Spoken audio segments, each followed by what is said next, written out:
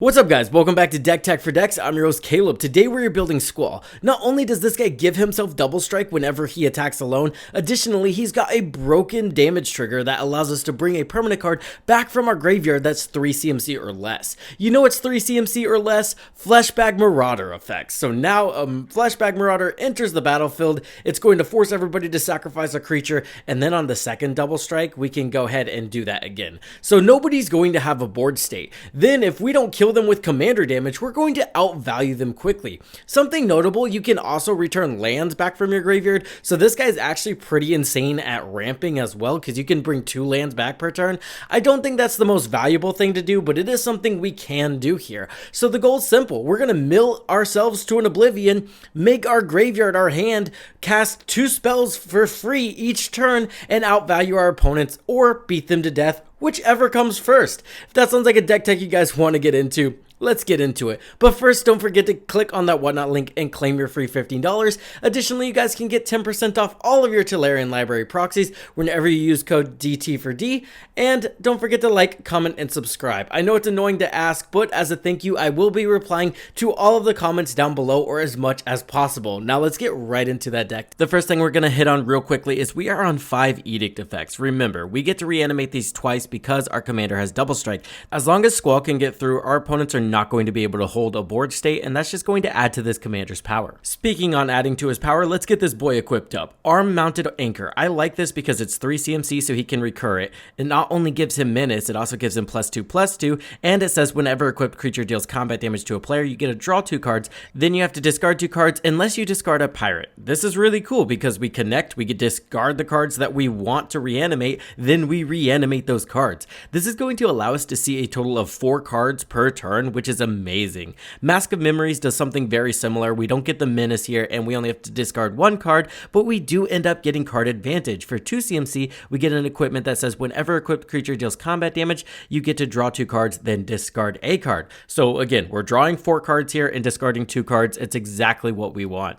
Buster Sword, also amazing. Remember, we have double strike here. This is also 3 CMC. It gives equipped creature +3/+2 and says whenever equipped creature deals combat damage to a player, you get to draw a card. Then you may cast a spell from your hand with mana value less than or equal to the damage dealt without paying its mana cost. I know that's a mouthful, but this card is insane. This means we're getting 4 spells a turn with Squall, because not only do we get to cast 2 for free from our hand, we're also reanimating 2 for free from our graveyard. The value here is just kind of insane. Sword of Ice and Fire is also going to be a welcome include here. Not only does it give him +2/+2 and protection from red and from blue, additionally it's going to allow us to draw a card whenever he deals damage and deal 2 damage whenever he deals damage. So that's a total of 4 damage and 2 cards. Same with Forge and Frontier. The value here gets kind of insane very quickly. You're going to feel like you're playing green. Equipped creature gets +2/+2, has protection from red and green, and whenever equipped creature deals combat damage to a player,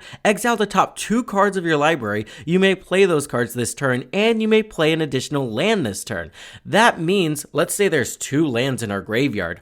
If we connect with Squall, we can play a land, reanimate 2 lands from our graveyard, and play 2 additional lands. You can get 5 lands onto the battlefield in an Orzhov deck. It's insane. And you get the added card advantage by exiling the top 2 cards of your library, which again, you'll be able to cast because of all of those lands you just put into play. Umezawa's Jit is incredibly broken whenever we add double strike into the mix, and honestly, it's really good by itself as well. For 2 CMC, you get a legendary artifact equipment that says whenever equipped creature deals combat damage, put 2 charge counters on Umezawa's Jit. Now, notably, that's going to allow us to put 4 counters on this per turn since we have double strike. Then we get the ability to remove these counters from Umezawa's Jit to either give equipped creature +2/+2, we can give target creature -1/-1, and we can remove 1 to gain 2 life. Notably, not only does this get rid of blockers, it can also just straight up kill players. If we remove 4 counters from this, we're giving our commander +8 and he has double strike, someone's just going to die there. Shadow Spear and Luxodon Warhammer. Mostly these are in the deck because we want to be able to get 2 of his triggers consistently every single turn, so giving him trample is a solid way to do that, and both of these equipments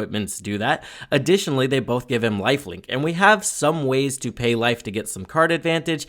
plus some other advantages in the deck, so life gain is going to be welcomed as well. Blade of the Blood Chief is just not okay. It's 1 CMC and says whenever a creature dies, put a 1/1 counter on equipped creature. If equipped creature is a vampire, put 2 counters on it instead. So whenever we're reanimating a Fleshbag Marauder, that's going to cause 4 creatures to die. So now our commander instantly gets 4 counters put on him and he's at 7 power. Do that the second time and now he's going to be at a total of 11 power. That makes him a one-shot kill effectively since he has double strike. This gets out of control very quickly. Like I said, we're either going to outvalue our opponents or kill them in the process. Dauthe Voidwalker seemed extremely messed up. It's 2 CMC and says if a card would be put into an opponent's graveyard from anywhere, exile it instead with a void counter on it. Then you can tap him and sacrifice him to cast any of those cards with void counters on them for free without paying their mana cost. What's messed up here is whenever we reanimate Dauthe Voidwalker, all of those cards still have void counters on them and can still be cast, so it's going to kind of be crazy. From there, we got to fill this graveyard up. Ripples of Undeath, Out of the Tombs, and Cemetery Tampering are all going to be valuable, and they all have their niche little interactions that give us added value. Out of the Tombs has an ability that we can get off in this deck. It says if you would draw a card while your library has no cards in it, instead return a creature card from your graveyard to the battlefield. If you can't, you lose the game. So as long as we have a way to draw cards whenever a creature enters or whenever we sacrifice a creature, which we definitely do, we can kind of just keep reanimating creature after creature after creature and get unlimited ETBs and die triggers. And then additionally, it's just a very strong mill engine. At the beginning of your upkeep, you get to put 2 Eon counters on Out of the Tombs, then mill cards equal to the number of Eon counters on it. So the faster you get this on the battlefield, the better it's going to be.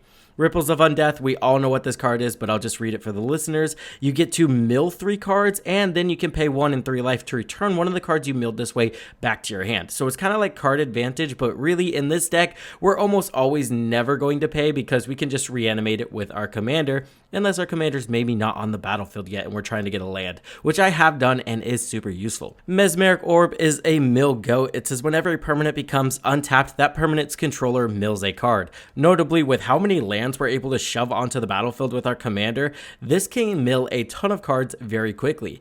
Grinding Station. This says sacrifice an artifact. Target player puts the top 3 cards of his or her library into his or her graveyard. It also says whenever an artifact comes into play, you may untap Grinding Station. There's a couple treasure token generators here, and honestly, we're just on a lot of artifacts.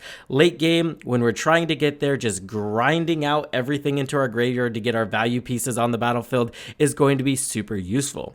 Key to the City is also solid. Not only does it say discard a card up to 1 target creature can't be blocked this turn, additionally it says whenever Key to the City becomes untapped, I can pay 2 mana. If you do, you get to draw a card. I kind of just like the fact that they can't block our commander, and also we can just discard something from our hand that we want to reanimate with our commander, so that's pretty useful. The Great Door does something very similar. It just says draw a card and discard a card on it, but then we can pay for it and transform it as long as there's 4 permanent types in our graveyard, and then we get the Core. That allows us to add X mana of any color, where X is the number of permanent cards in your graveyard. It's an insane amount of mana. Tevil's Judgment, super solid, especially since we can trigger this easily 2 times a turn. It's 3 CMC and says whenever 1 or more cards leave your graveyard, you get to choose 1. You can draw a card, create a treasure token, or create a 2/2 Black Zombie Druid creature token. Notably, the creature token's not useless here because sometimes we do want a chump blocker because we're not generating a ton of creatures. We're kind of just relying on our commander here. There is an alternate win con, but we're talking about that later. Bastion Protector is going to be some amazing protection. We're also on Swiftfoot Boots, but Bastion Protector gives your creature +2/+2 and indestructible. I'm also running all of the cool animation tech that's on enchantments like Animate Dead, Dance of the Dead, Necromancy. They all do essentially the same thing. They're going to enter the battlefield and instantly reanimate something from any graveyard, and they're all below CMC. So now we can connect with our commander and maybe reanimate a broken creature that we forced one of our opponents to sacrifice. We also have some pretty broken creatures of ourselves, like Razaketh the Foul-Blooded. I did want an alternate win con that's not just beating face, and Razaketh late game will just win you the game with a certain line that we are going to go over. It's not exactly infinite, but let's just say it's enough. An easy way to start out the line is Hallowed Spirit Keeper. This is a 3 CMC creature avatar that has vigilance, and whenever it dies, you're going to generate X 1/1 white spirit creature tokens with flying, where X is the number of creature cards in your graveyard. Notably, just an insane amount of chump blockers, and it's also an insane amount of Razaketh triggers, because Razaketh is an 8 CMC demon that has flying, trample, and says pay 2 life, sacrifice another creature, search your library for a card, put that card into your hand, then shuffle.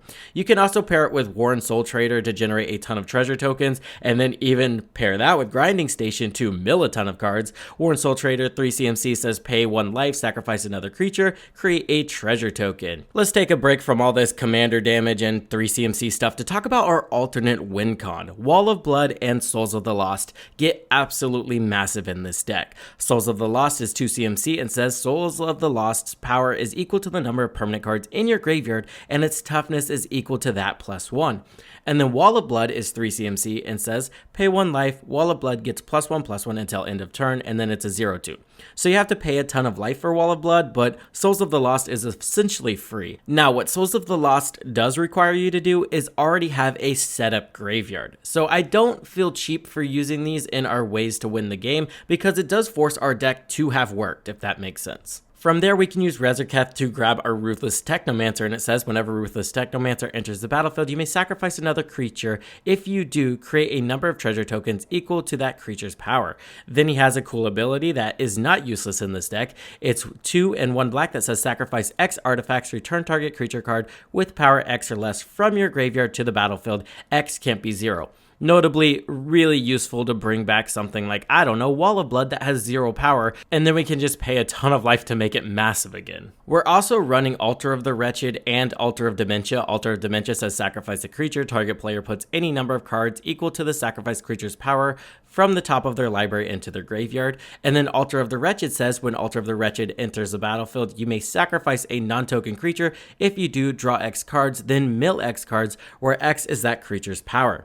Notably, this is really good with Out of the Tombs because there's a lot of scenarios where you can cast Altar of the Wretched, sacrifice our either Wall of Blood or Souls of the Lost, and that's going to not only draw the rest of our library, but effectively mill the rest of our library, and then we can go for a similar win line that I'm just about to talk about. I'm getting into it, I promise. Our finishers are going to be Agent of the Iron Throne and Kambal. Agent of the Iron Throne is 3 CMC and says commander creatures you own have whenever an artifact or creature you control is put into a graveyard from the battlefield, each opponent loses 1 life. So in a scenario where we have 40 treasure tokens, our opponents are just going to die.